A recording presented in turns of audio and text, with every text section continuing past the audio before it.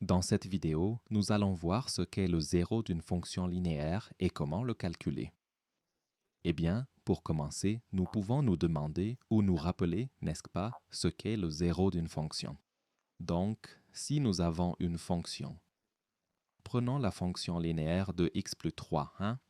Si nous la traçons maintenant ou faisons en sorte que Desmos la trace pour nous, hein, donc c'est maintenant notre fonction linéaire, est le zéro de la fonction ce point, c'est-à-dire le point où nous coupons notre axe des abscisses. Et à ce point, hein, nous pouvons déterminer les coordonnées.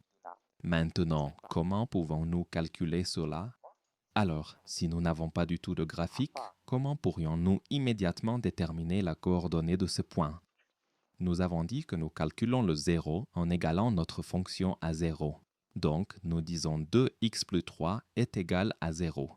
C'est maintenant une équation linéaire très simple où nous devons trouver la valeur de ce x.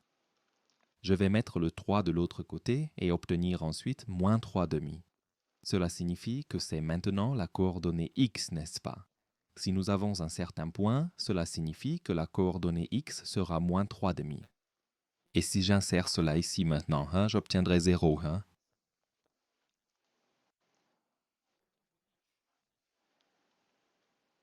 On peut essayer, c'est-à-dire m 2 fois moins 3 demi plus 3, hein, cela se simplifie et j'obtiens moins 3 plus 3 et c'est égal à 0. Mais vous n'avez pas besoin de calculer cela parce que 0 ainsi coupe l'axe x, cette coordonnée y, ainsi c'est x et ça y sera toujours 0. C'est-à-dire, c'est maintenant notre coordonnée. Et si nous regardons sur le graphique, en effet, moins 1,5 ou moins 3 demi, c'est-à-dire c'est ainsi que nous calculons le zéro de la fonction linéaire et le zéro de la fonction linéaire est toujours unique, n'est-ce pas? Sauf dans le cas où il s'agit d'une fonction constante. Bon, mais j'aborderai cette fonction constante dans la prochaine vidéo, c'est-à-dire vous devez être capable de, ou vous devez savoir, calculer le zéro pour chaque fonction. Par exemple, si j'ai la fonction f de x est moins 2x plus 2, hein? Donc, nous devons égaler cela à 0. Moins 2x plus 2 est égal à 0.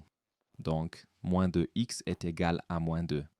On peut multiplier par moins 1 et on obtient 2x est égal à 2, c'est-à-dire x est 1, si je divise le côté gauche et le côté droit de l'équation, par 2.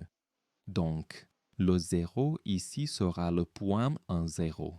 Maintenant, vérifions cela dans Desmos, c'est-à-dire traçons notre fonction f de x est, j'ai dit, moins 2x plus 2. Donc, le 0, nous avons dit, est le point où nous coupons l'axe des x. Oui, c'est le point, ainsi on enlève ça maintenant, un 0. Donc, ce sont les coordonnées. C'est notre 0 dans ce cas de la fonction linéaire moins 2x plus 2